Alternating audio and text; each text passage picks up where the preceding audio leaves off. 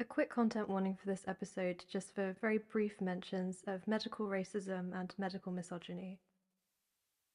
I've already explained that the NIH is by far not the only institution guilty of massively underfunding ME research, but since it's the biggest funder of medical research in the whole world, I'm going to focus on it for this episode. That way, we can view the systemic problems that I identify as a kind of template to maybe explain why this chronic underfunding is happening in other institutions. We know the NIH is underfunding ME research, and we know that it's underfunding it horrifically.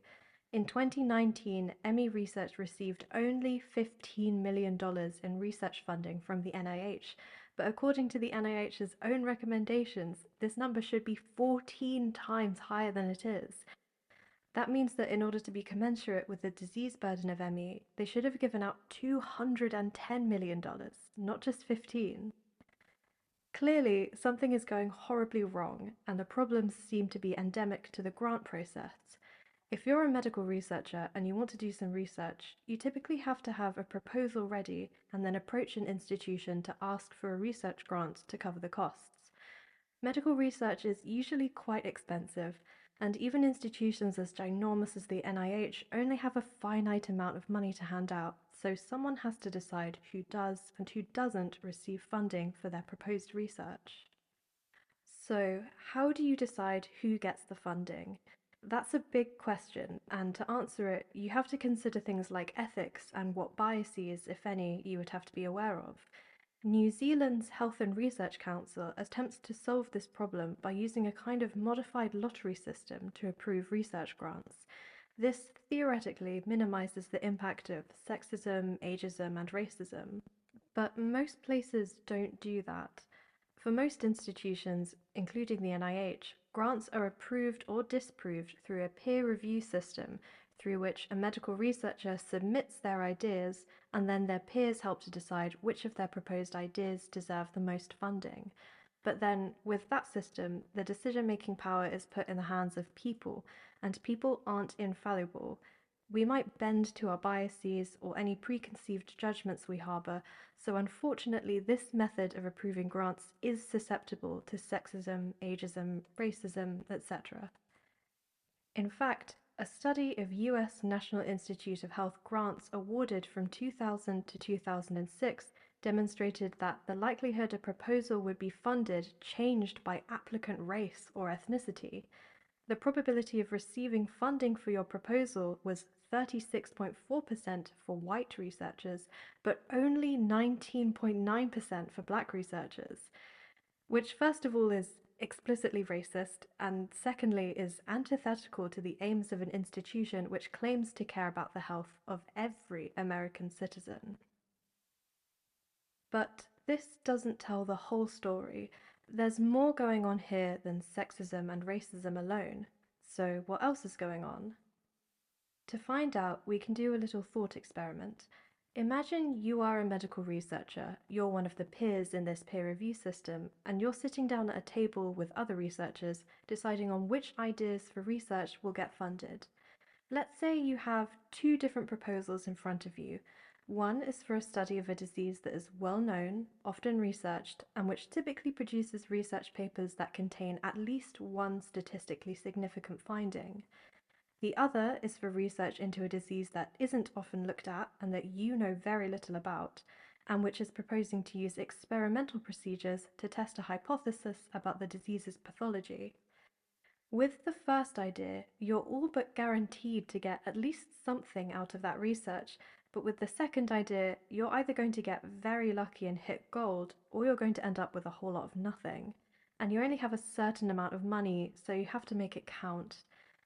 This is a very oversimplified thought experiment, but do you see what I'm getting at? The peer review process is unfortunately very susceptible to favouring middle-of-the-road observational research over more experimental hypothesis testing research. And when you're looking at a disease whose pathology and cause is not yet known, then you don't always know what the best thing to measure is. In those cases, that experimental hypothesis testing research is some of the most useful and necessary research you can do.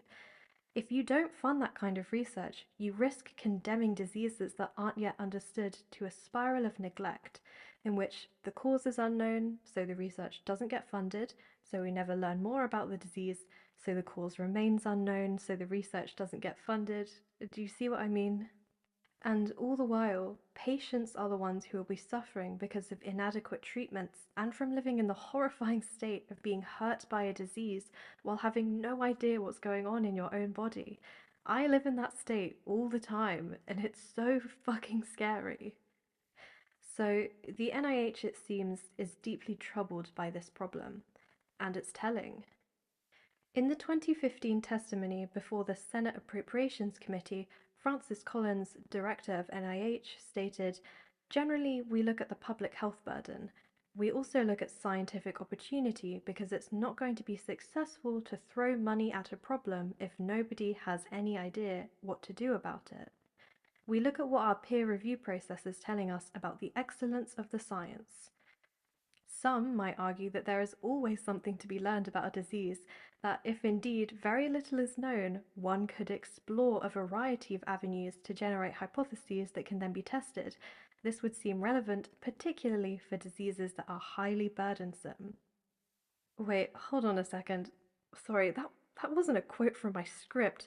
This is a quote from research that's up on the NIH's National Library of Medicine website.